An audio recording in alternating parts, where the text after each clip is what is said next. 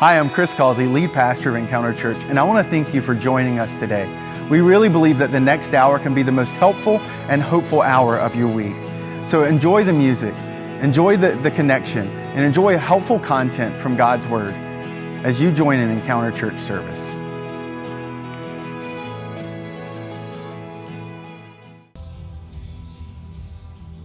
Good morning, everybody. Welcome to Encounter Church. Happy Mother's Day. Yeah. If you could please stand, we're about to sing some songs.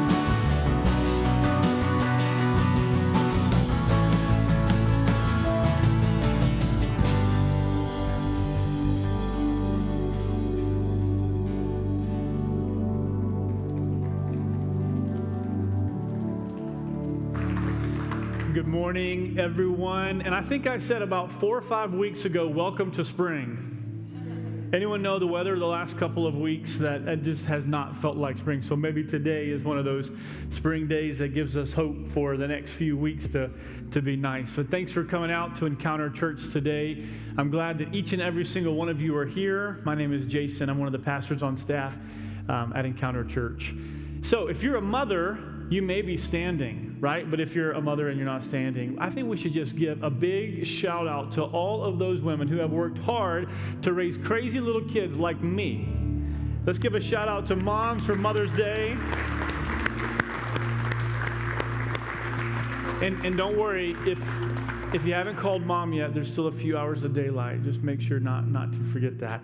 Another neat little thing is that this is coming the time when we celebrate graduations, and you may have family, friends, people that have graduated recently, but I happen to know just a few folks in this room, and if I miss you, I'm sorry. We still want to celebrate you.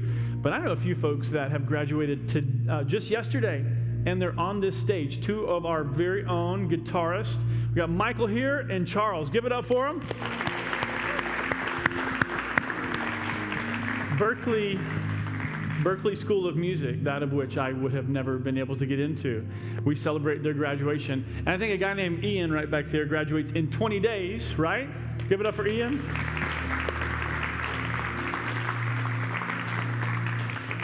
I didn't know that you graduated in 20 days exactly. Your mom happened to give me that number, by the way. I'm not counting down everyone's graduation. There may be more of you. This is a great time of the year to celebrate, not just moms, but graduations. And so we're here to not just celebrate those things. We're here most of all to celebrate Jesus Christ, because we have a God that loves us, and we have a God that loves me, and a God that loves you. So once again, thanks for being here. Finally, if you're a guest with us here for the very first time, we would love to know that you're here. So take just a moment, fill out the connection card that you received when you came in the door. The other option is to download the Encounter Church app. Touch connection card, fill that out, let us know who you are. We want to get to know you as you also get to know Encounter Church. Once again, thanks for coming. Let's continue to sing together.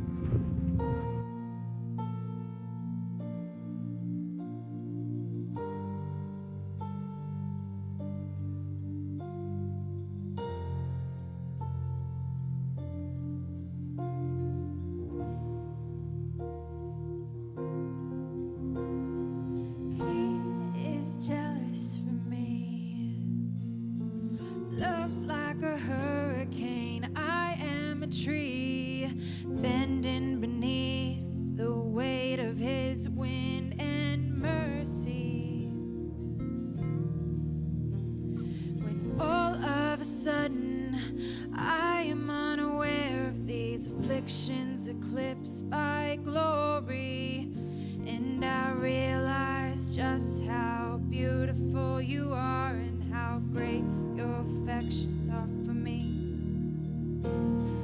Oh, how he loves us. Oh, oh, how he loves us. How he loves us. Oh.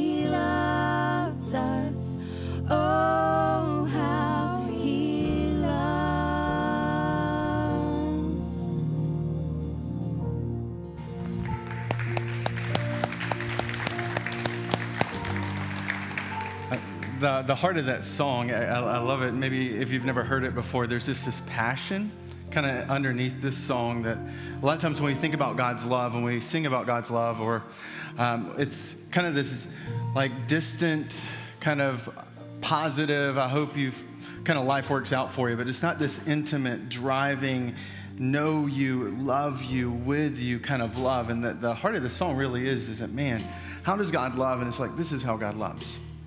He loves with this passion, with a kind of this driving, like, man, do anything to get to us, no matter where we are. Which is kind of fitting because today's Mother's Day, right? And on Mother's Day, we celebrate not just this idea of this biological person who brought us into existence, right? But the Mother's Day was created out of this tenacity of a daughter who wanted to honor what he saw as the character traits, what she saw as the character traits in this special woman she called Mom. That there was this sacrificial love in the middle of the night, come in, make you feel better, quieten you, kind of just no matter what. You know, long before any of us were ever impressive to anyone, someone thought we were impressive. Long before anyone dealt with our junk, someone was already managing it. That this idea that moms have seen us in our worst places and in spite of that still love us and still kind of nurtured us. And this woman's like, I want to honor that, what I saw. And so she really kind of helped to start a national movement that became Mother's Day. And so today we celebrate this idea of mothers and the mother's love, but it's rooted ultimately in God's love. And that there are things about how God, how moms, how dads love that reflect something deeper of how God loves us, which I think matters because on the same day that we celebrate moms, there's also a reality that it's not always celebration on Mother's Day. That some of us have lost our moms or our grandmothers, and Mother's Day is that yearly reminder of what we don't have. And that some of us have struggled with infertility, and that this idea of even becoming a mom isn't something that we feel like we can even grasp. And that a Mother's Day can be mixed. It can have positive because you're grateful for your mom, or this just heavy kind of blanket that is a reminder for you that you're missing something in life. And that you just kind of go through that day. And above all of that is a God whose love is passionate. A God whose love isn't just with us in the good times, but a God who sustains us through the bad times. A God who's able to take you and your circumstances of life and bring good and bring beauty and bring life out of it. And a God who says, you know what? Having the impact of a mom isn't necessarily all tied to just biological. That there are women in your life and in my life who were never my biological mother, but whose influence, whose love, whose sincerity, whose generosity to me helped to shape me. And I just want to kind of acknowledge that because some of us are bringing in burdens and challenges, and that God knows about it. And that while you may smile through the day, He's aware of the quiet struggle inside. And so I just want to pray over us as a group, just kind of pray that heart of what that song said over us as a group. And then we're going to jump in and kind of deal with this practical of how do we get breathing room in life? How do we even have spaces to mourn? How do we have spaces to celebrate where we can get the best of what God intended us to have out of life? Let's pray. Jesus, thank you. Thank you that in the midst of this room are hearts and stories that are far richer and deeper than I can ever imagine. That there are women who have been influential in shaping us and making us, and that there are some of us who are struggling with grief over what we've lost or what we have yet to gain. And I pray that you, especially today, as we celebrate mother's love, but ultimately as it reflects back to you and your love, that we would rest in that we would find that all the things that we loved about our mom were the things that ultimately we loved about you. And so strengthen, encourage, give us hope, and may even as we open up the Bible today, may you give us help in leading us to spaces and places in life with breathing room. And it's in your name I pray, Jesus. Amen. You can have a seat.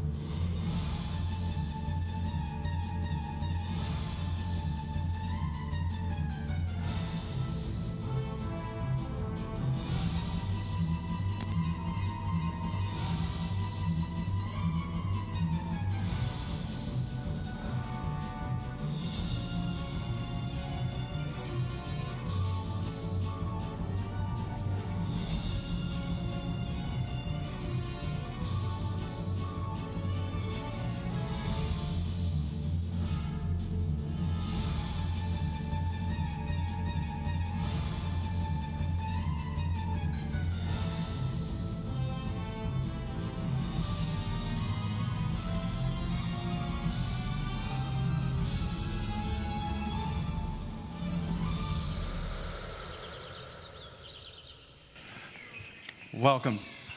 Today we're going to continue a series that we kicked off last week called Breathing Room. And if this is your first time today, welcome to Encounter Church. I think you're going to love it.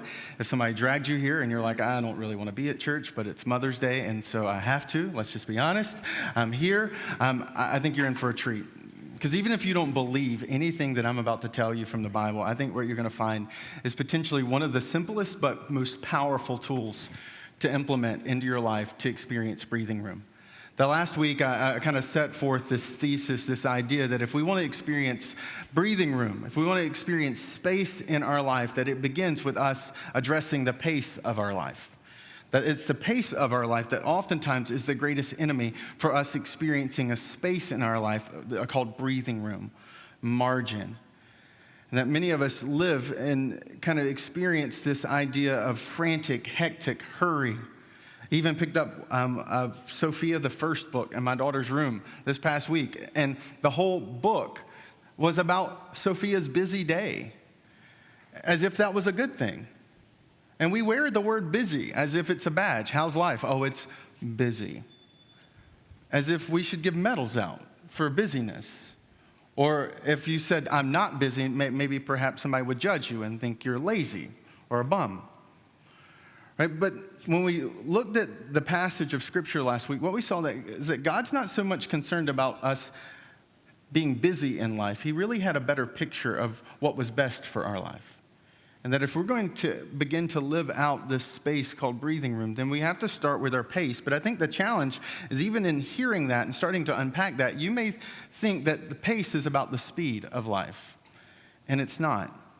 That when we talk about dealing with the pace of our life, it begins not with the speed, but with the sustainability. I lived in Denver one summer between my junior and senior year of college, and Denver is an incredibly beautiful place if you've ever been there. I mean, just the Rocky Mountains in grandeur and glory, and you just see the sunset behind it, and it's just this really like awe-inspiring space. But I noticed that in the midst of the first week of living in Denver that each day my lips were getting chappier. I'm going to make up a word because I don't know what you call when your lips keep getting more and more chappy. So we're going to say chappier lips. So that was what I was experiencing. In the midst of my lips getting chappier, I was also noticing that there was this low-grade kind of constant hum of a headache. I woke up with it every day. And that with each passing day, that my headache got worse. My lips got drier. My headache got worse. And it was this kind of constant cycle. I couldn't figure it out. Because there was nothing like odd about my routine. It was the same thing I'd always been doing.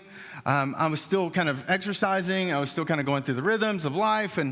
But I noticed that with each passing day, it just kept getting worse. And finally, someone who lived there said to me, hey, you don't know this, but Denver is a mile high. It's why it's called the Mile High City. And because of that altitude, because of the humidity, it's a lot drier here. And see, I like Denver because I hate sweating. I don't know about you, but if I could somehow plug my pores so that I wouldn't sweat, I'd love it. I hate sweating. And what I noticed about Denver that I had not noticed about Denver prior was that I never sweated.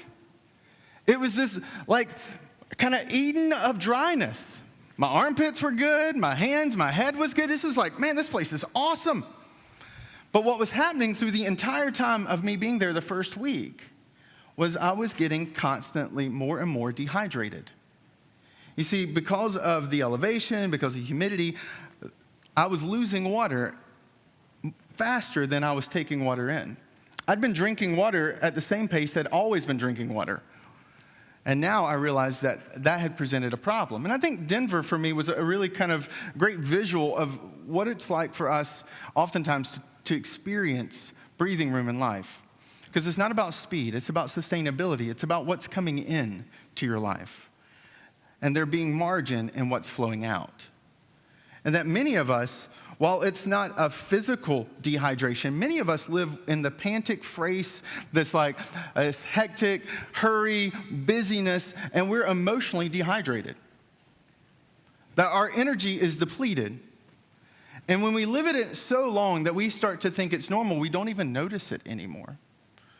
And there's this kind of constant low grade, kind of something on the inside that says there's got to be more, there's got to be something better. Other people can't be this frantic, right? And we notice it in the way that we hate standing in lines. We notice it in the way when we start to drive, how a car pulls in front of us completely kind of untwines our entire day. I mean, even earlier this week, I was driving on the road and this huge 18-wheeler started to pull out. Just pulled out in front of me. And I said, oh my goodness, maybe you didn't see me. So, I'm like, okay, I'm in a bright car. Hopefully you notice me. And he kept going. And it was like, he didn't care about me. And it's like, well, he's got to do this delivery, and he's got to get this delivery, and he's trying to get out before this traffic hits. So what starts to happen is we start to dehumanize towards each other, and we start to grow cold on the inside. And that sounds really exaggerated, but when we start to kind of listen to what's happening on the inside, we find that there's this emotional dehydration. And last week, we kind of stepped into this passage of Scripture that maybe even if you grew up in church or even if you didn't grow up in church, you'd heard it before, and it's Psalm 23. And that in the midst of these 6 verses, I think is this beautiful picture of what our life was meant to look like, of peace, not panic. This idea of just purpose, not pain. And if we're going to start to experience that peace, if we're going to start to experience that purpose, and that our lives are marked with those things, not the panic, not the pain, then I think we have to grow in our understanding and in our ability to sustain our pace. And that's kind of what I want to do over the next 20 minutes, is I want to kind of walk through Psalm 23 in a way that's going to give us some tools to help us do that and experience that. And if right now you're good, that's awesome.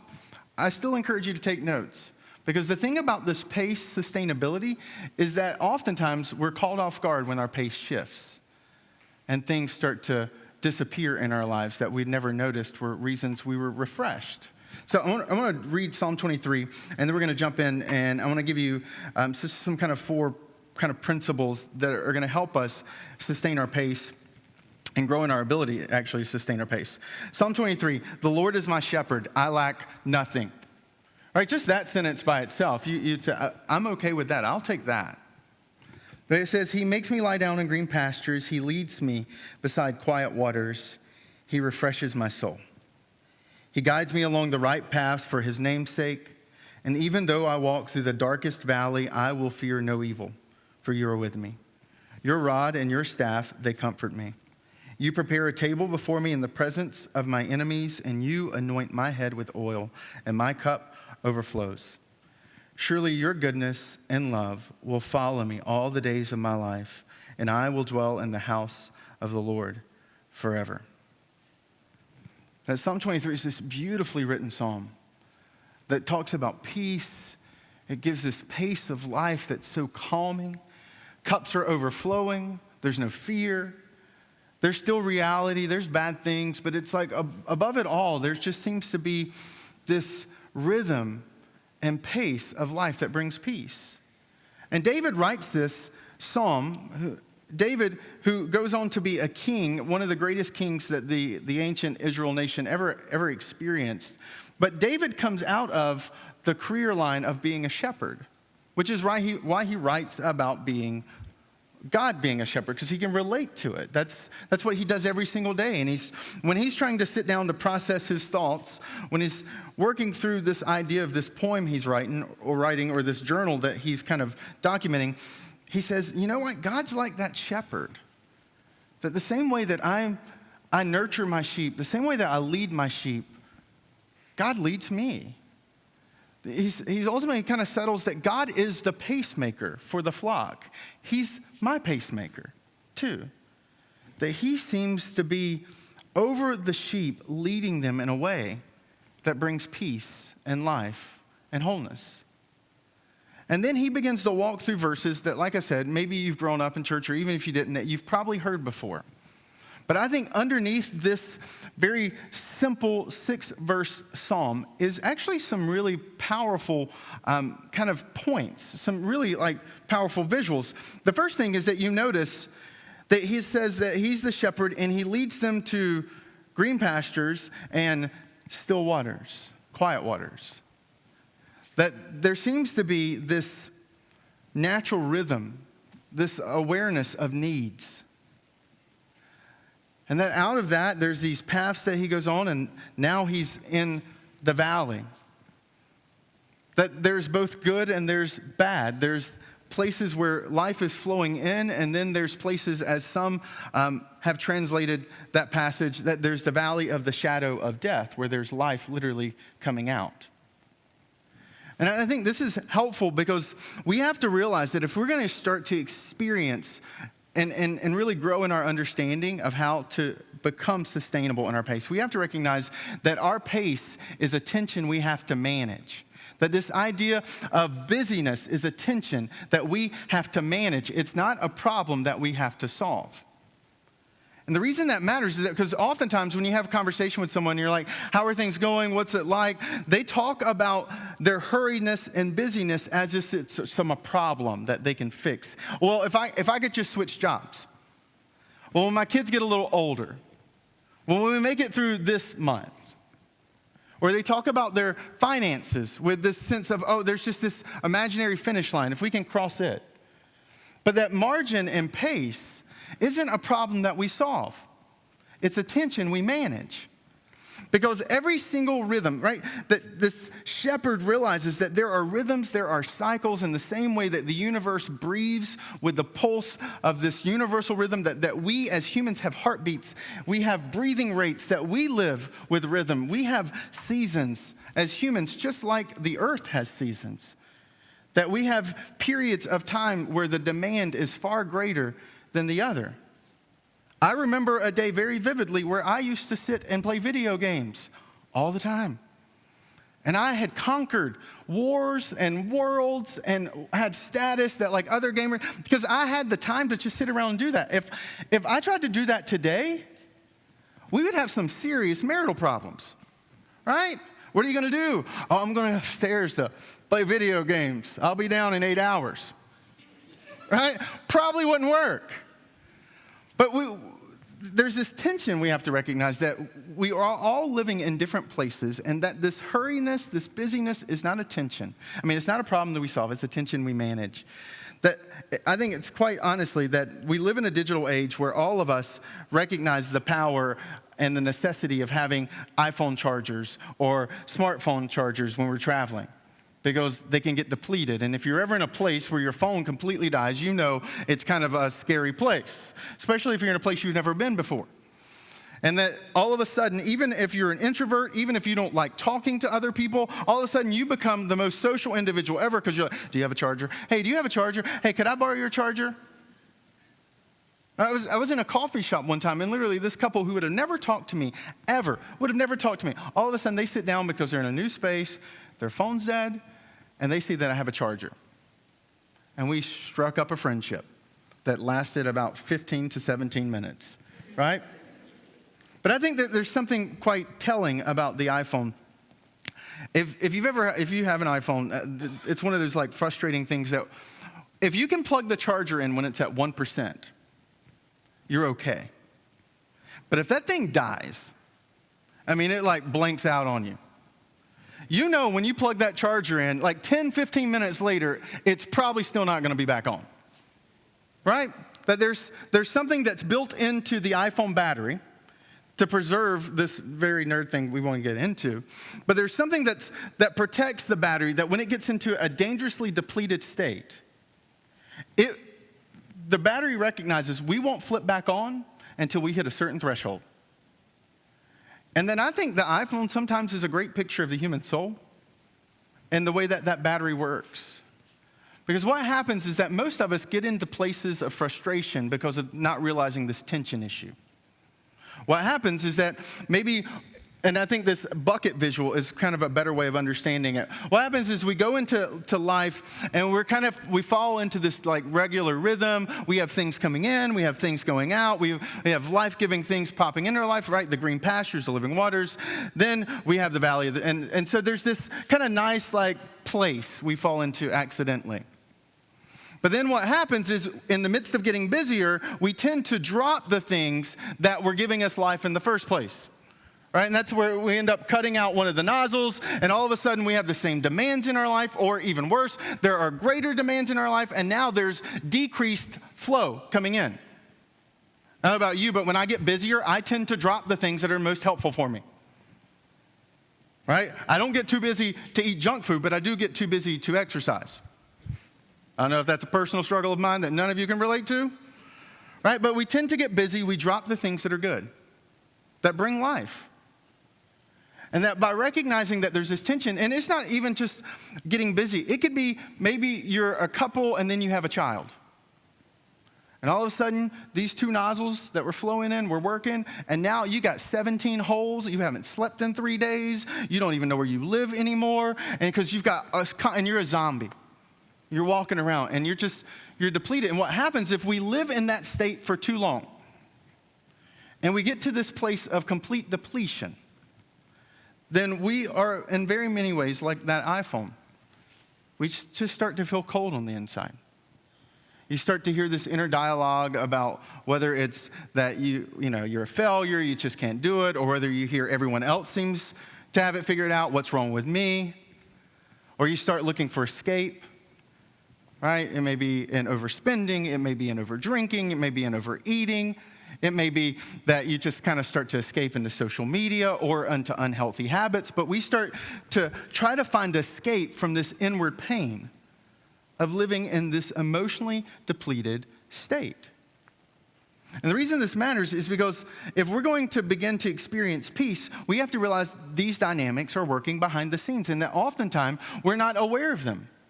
It's only when we're in a place of depletion that we start to notice there might be a problem, but we still may not understand the dynamics that led to the problem. And so here's the thing that I think is very fascinating. When David's talking, and he says, "You lead me even though I walk through the darkest valley." I think it's fascinating. He says that I will fear no evil. I've read that so many times, but it struck me just recently that why not talk about it's a valley, so there's elevation change. So surely it was physically demanding. So why didn't he talk about the physical demands or the intellectual demands of having to focus on the path? Why does he bring up emotions? Why does he talk about fear above all other things? And it's because I think the first thing that happens with us, this kind of primary battery that we live with, is an emotional battery. And for me, that was kind of a light bulb moment when I realized that one day, that most of the time, it's not physical exhaustion that stresses me out. When I get to the end of the day or the end of a season and I'm just done, it's not because I've been physically overexerted and I can barely almost walk. It's not because my mind is leaking because I've learned so much. What tends to happen is it's an emotional thing. And see, this idea of emotionally recharging, that's not just recognizing the tension, it's saying, I need to make sure that I'm emotionally recharging, that what's pouring in brings life to me. That green pastures and waters, the living waters, that those are things that sheep need to live.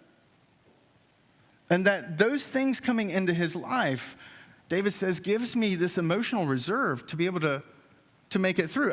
Even this past weekend, I think I saw a great picture of this. My wife was out of town, which meant that for the first time in multiple years, I had our 4-year-old by myself. And so I think I've probably shared a couple times, I'm an introvert. I don't actually enjoy talking. That I'm one of those people, my ideal getaway is not talking for like days. Just sitting, thinking, reading. It's not that I don't like talking to humans. I like humans, right? I am a human. It's just that talking is so emotionally draining for me. And maybe there's like 2 of you that can relate to that. And the other's like, I don't get that. That's okay. But I have a daughter who's not like me. I have a 4-year-old little girl who loves to talk. Talks about everything. In fact, she's like, Daddy, let's play. And I'm like, oh, great, babe. What would you like to play? Let's play stuffed animals. Oh, wonderful. What do you want to do with the stuffed animals? Let's talk them, Daddy. Well, what does that mean? Well, that means you get one stuffed animal and I'm another stuffed animal and we talk. Oh, okay. Let's play Palace Pets. Oh, okay, great. How do we play Palace Pets? We talk them. It's like all weekend we talk them. Hey, Daddy, I got to go to the bathroom. Will you come in and talk to me? Yes, babe, because that's what I live for, is talking. And so it gets funny because last night, my wife doesn't get until like 1 a.m. last night, and so that means I've got to do bedtime again. And normally, it's very precious to me. I've been away all day working, and so I'm really excited to be able to get home and spend time. And and there's moments where she's just laying in bed and we're talking. We have a little prayer story time, and I make up a story and I try to make her laugh. And I really it's kind of this sweet moment we have. Well, last night wasn't sweet. It was stressful because we've been talking all day and we keep talking. And she's like, my story was so good and so funny last night, right? That because I'm trying to rally, that it makes her more awake. And so now she's hyped up. And I'm not sure how to bring her down, but one of the things that helps to calm her is these lullabies. But it's not like normal lullabies. She has 3 different devices in her bedroom that all play lullabies of a different musical tone, different song with a different key and quality. Okay? And to get her to be able to relax, you've got to have the radio, CD lullaby playing, and then she's got this owl that when you poke the stomach, it starts playing lullabies. It says, oh, it's time to go to sleep now. And then she's got this elephant that when you pull its tail, it's like the old school jewelry box, ding, ding, ding, ding, ding. You know what I'm talking about? Like that ear-piercing lullaby. And so I'm laying in the bed, and I'm trying to calm her down, and I have all 3 of these devices playing lullabies. And I'm sitting there, on the inside, screaming, saying, if I'd had state secrets, I would have given them all away. Because it was stressful. It was torturous. And the reason why was not because physically I was exhausted.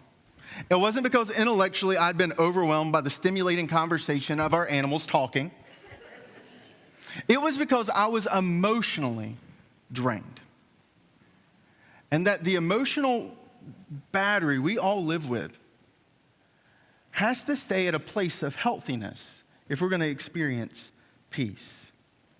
Which is why when you look at this second visual, I want to show you that what happens in recharging us is that the flow into our life tends to come into our lives through at minimum 3 to 5 things that emotionally recharge you. And I don't expect you to I know what my 3 to 5 things are instantly. Chances are you've been doing them in your entire life and you've never sat back and thought, those are emotionally recharging activities for me. There's a reason we call recreation because it recreates energy in our life. Right? And so these 3 to 5 things tend to kind of come, and I put E up there because they tend to come in one of these kind of categories. They may be a spiritual thing. It may be, when I listen to the music that we sing on the stage, or when I spend time praying or reading the Bible, that's a recharging thing. It may be a physical thing. When I go and exercise for 30 minutes, it doesn't matter if I feel worse before I exercise. I'll always feel better at the end. And some of you can relate to that. You're like, I don't want to exercise. Nothing in me wants to exercise. And then afterwards, you're like, man, I'm so glad I exercised. And what you're experiencing in that moment is emotional recharging. It may be intellectual, where it's like you read a really good article that's interesting, you watch a really good documentary, or you see a really good stimulating movie or play, right? Or maybe even ballet. That's something that stimulates you intellectually, that when you leave it, you find it emotionally recharging. Or it may be relationally, that some of you, man, when you sit down with certain individuals, you always feel better at the end. You're like, man, I'll always feel better after a conversation with her. Or, man, he always makes me feel, I just have a little bit more energy after I leave our time. I have individuals in my life who are like that. And I make sure I put myself around them when I'm feeling low, because I know I will always leave feeling better. It's because they're emotionally recharging. Or it may be emotional, and that it's a really good laugh. You like comedians, and the reason you like comedians is because you laugh at them. And the reason you laugh at them and what this dynamic's happening is at the end you feel better, because you found this emotional recharging. Or for some of you, right, it's what you call your ugly cry, that you just want to watch a sad movie, or you watch some movie that makes you, and you just like, people around you think that maybe you're perhaps falling apart. But you're like, no, this is my recharge moment. Like when I see a Hallmark commercial and I tear up, man, something happens on the inside, and I tick up a couple percent. That we all have these things that recharge us. And that when we go through this tension of this season of life and we're aware of what's coming out of us, then we can start to intentionally pull those things in. It's where we get to this next dynamic of, if we're going to emotionally recharge, it's not okay just to know what it is. We have to schedule it. Right? That you see this idea of the shepherd leading the sheep, that he leads the sheep to still waters, to green pastures, that it's the schedule of the shepherd pressed into the sheep's life that brings life. That for me, just to give you an example of what my schedule looks like, that I'm intentional about these 5 things. I need sleep. I have to have 8 hours of sleep, and that may make me weak to some of you, but I don't care. I need 8 hours. If I get 6 hours, you'll think I lost an animal. Because I'm emotional. I tend to not be very emotional in this like dramatic way, but I can feel far more emotions in a negative way when I haven't slept enough. Sleep is my recharging. Or learning daily. You're learning I'm a nerd. I read a book a week at least. And it's not because I am smart. It's because that is how I recharge. I love reading. I love learning. And I've scheduled into my rhythm of life reading a book. And the way I tend to do it is audiobooks, because I don't have time just to sit down and read a book every single week. But if I'm by myself, whether I'm walking, whether I'm on a train, whether I'm in a car, whether I'm exercising, if I've got headphones in, it's because I'm listening to an audiobook. And I'm doing it 3 times the normal speed, because I can absorb it and I can get through a book a week that way. For some of you, it may not be reading. You're like, reading is definitely one of those holes at the bottom that makes things drain out. And that's okay. We're all different. For me, a family meal is really important. That if I go beneath 4 times as a family, us sitting down to eat together, I start to feel the emotional drain. That for me, and it may not be your case, like I said, we're all different. We all have this tension we have to manage. But for me, if I sit down with my family and have a meal 4 times in a week, it's very recharging for me. 5, 6, hey, that's great. I'll take them. They're bonus. Okay? But for me, I've found that in weeks that I travel, or in weeks when our pace is really, really hectic and I don't get to sit down, whether breakfast, lunch, or dinner, and just sit down and talk and hear what's going on in everybody's life, that I feel emotionally kind of depleted because of it. And so I make sure in how I schedule my life and family's life that we have 4 meals a week together. And exercising. I hate exercising. I don't enjoy it. I don't understand people who enjoy it. There's no part of me that says, all I want to do is go outside and run today or go lift weights. But I know that exercising, always, always, always on the other side, I'm more emotionally recharged. In fact, it's pretty commonly understood now that exercise will give you about a 20% increase in your energy. And so on really stressful weeks, I will actually exercise more because I know I need more energy reserves. I'm dealing with a difficult topic, or maybe I'm working through a struggle with a family who's losing a loved one, or working through a divorce. That there are emotionally demanding things that sometimes I step into as a pastor.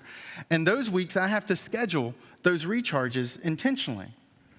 And then this Bible prayer, maybe that you're not a spiritual person. For me, my life's been transformed by Jesus. I love him. And that's a different conversation we can get into another day about how that works. But I pray and I read the Bible every day. And there's usually a verse that stands out, and I'm like, man, and I'll take that one or two verses or the thought that comes out of a passage I'm reading, and I'll say, I'm going to think about this today. I'm going to look for opportunities in my life where I can apply this. I'm going to look for places in my life where I'm not applying it.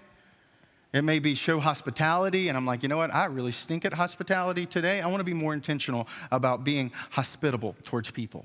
So I'm going to put that into practice today, and I'm going to pray about that today as I go through. God, help me be more hospitable today. It's not fancy. There's not angels showing up. There's not some secret language that I have with God. It's just very basic. I'm reading it, and I'm looking to apply it. And where I find there's a disconnect, I try to align my life with him and his word. But for me, that's one of those spiritual recharging moments. That if I don't do that, because there are days where I'll wake up and I'm frantic and I jump out of bed and I just start, and I don't do that, and I can tell my entire day I'm off because I didn't connect early enough to recharge. But that when we're willing to recognize the tension, emotionally recharge and schedule it, that we can start to experience transformation. We're going to start to taste this piece of the breathing room we've been promised. But here's the thing, and I think it's worth noting, this is probably the big disclaimer of this whole three. You can, regardless of your beliefs in Christianity or God or anything, you can put this into motion and it'll work every time, independent of your belief in God. And the reason why is because God has made us this way, that we are people who live with rhythm, who need emotional recharging, and if we're intentional about doing, what we'll find is that our batteries will start to charge. But the challenge is that David says in verse 1, I think, the secret to it all, because what will happen is if we don't have this last component, we will find ourselves drifting or derailing. The last one is this idea of verse 1. He says, the Lord is my shepherd, I lack nothing. And I think this is actually the foundational kind of platform and all the other principles are built on. Because what David is saying is David's saying, you're my shepherd, I have contentment. I'm content in life. He's not saying that I don't have desires. He's just saying my desires don't have me. And that's a huge difference. That when you live in a place where your desires, when you have them, but they don't have you, then what happens is you're okay at the end of the day that you haven't gotten it, that you haven't arrived there yet. What happens when your desires are all consuming is that you will derail yourself. You will drive yourself into places of unhealthiness. You get so committed to getting that promotion that everything in your personal life suffers. And it's because that desire has you. Because ultimately, when David says, you are my shepherd, I lack nothing, he's making a statement about his trust and submission to God and his rhythms in life. He's like, God, I trust you. I trust that you know what I need. I trust that you know where I'm headed. And I trust that I'm going to honor the way that you've created me and this whole rhythm of the universe in me. And it's okay that I don't have that yet, even though I want it. But it doesn't have me. And that many of us get in unhealthy relationships. We get in unhealthy places and spaces of life. We get in unhealthy financial situations because our desires have us, not we have our desires. And that when we trust him, when we submit to the understanding that he's built these rhythms into us for our best, then we start to experience rest in our life. That when you and I recognize that there's a tension that we have to manage, that there's this emotional recharging that has to be a regular part of our life, that when we're intentional about scheduling it, and that underneath all of that is a trust in God, that what we find is that God's best for us is found in our rest in Him. That for many of us living with that disconnect right now, that our best is only found in rest. He ends with this passage, and this is how I want to close it, and how I want us to respond, is that David writes in verse 6 that surely your goodness and love will follow me all the days of my life. That in the midst of everything that David has said, David ends with this picture. He's like, God, and the word follow, actually in the Hebrew, it's actually stronger. Literally, the word follow is pursue or stalk. He's like, God, the way you've structured my life and the way that you've allowed there to be this margin, this flow, is that my entire life, I know that what's pursuing me is not the next deadline. It's not the next thing. It's not all the things that I haven't done. That's what's marking the pursuit of my life is your love and your mercy. And that, not deadlines, is what defines me. And so what we want to do in our response time is we want to just celebrate that love and remind us of that love, but also to even unpack the fact that I gave you a lot of really kind of helpful things that require you to jump into it. That for you to start to experience emotionally recharge, you have to answer the question, what recharges me? And that maybe you've never even thought about that question. Maybe you've never processed through that question. Then we want to give you a space. That's why the band's going to lead us in this song. It's just a song about His love. Because the intention that God has for us, this desire that God has for us to experience His best is found in our rest, and we have to be intentional about saying, I'm going to pause to figure out what that is. I'm going to start to look to say, what is it that recharges me? And unapologetically schedule it into my life. And not only in my life, schedule it in the lives of those who are around me. Because I want to be for them. But by us taking this moment in this next song just to say, what are those things? Then we set ourselves up for the rest of the month to come back and look at how do we apply this idea of margin in our relationships and our finances and just to life as a whole, so that when we get to the end of this thing, we don't regret where we've been. Because we'll have lived with breathing room the entire time. And we could live and taste a life of goodness and mercy. I want to pray, and then the band's going to lead us in a song, and we're going to respond. But I want to thank you for being here today. I really am excited about this teaching. It's kind of an atypical sermon, and I've just dumped so many tools on you, but this was transformational for me, and is still transformational for me. Because God really does want the best in our lives. And it comes in us submitting and resting in Him. Let's pray. Jesus, thank you. Thank you for your grace and your mercy. Thank you for this word and this teaching and the fact that you know us, you made us, you formed us, and that you desire for us to experience rest and breathing room. And it's in your name, Jesus, I pray. Amen. The other thing that we do in this moment, even as the band's back, and I'm going to invite you to stand, is we also kind of leave space for those who call Encounter Church home, those who are regulars at Encounter Church, to be able to give. And giving's probably some of the things, especially if you've kind of been around church or been on the perimeter, the giving thing can be a little weird for you. And just for you to understand even kind of the heart, first of all, if you're a guest or this is not a place that you call home, we would ask that you not give.